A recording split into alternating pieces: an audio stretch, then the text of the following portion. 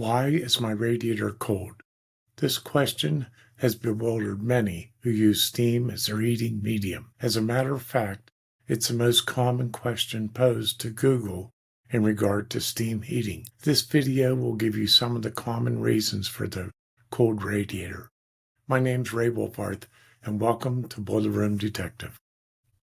While troubleshooting steam heat, I like to review the basics. Standing in front of the steam radiator, the radiator will be filled with gas, either air or steam.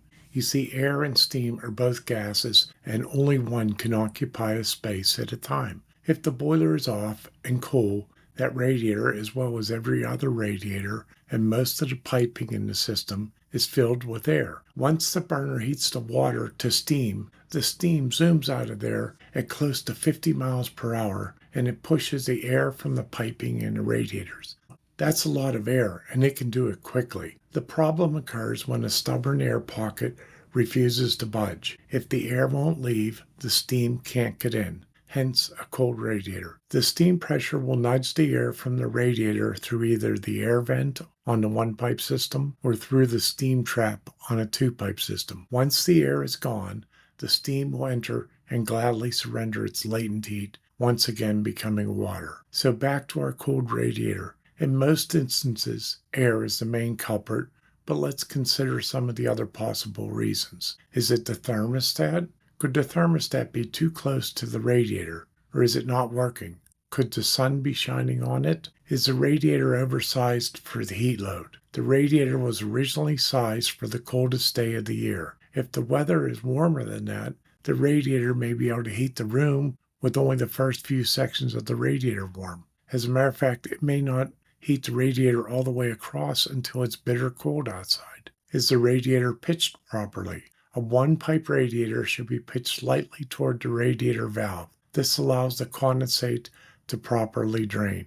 Where is the radiator in reference to the boiler? Is it close or far away? If it's far away, it could be a restricted radiator vent or main air vent on a one-pipe system. If it's a two-pipe system, you may be able to throttle the radiator valves closest to the boiler so they don't generate heat as quickly, allowing time for the steam to reach the furthest radiators. Next, I would check the manual valve on the radiator. Is it closed? On a one-pipe steam system, the valve should either be fully open or fully closed. That's because the steam will enter and the condensate will leave through the valve.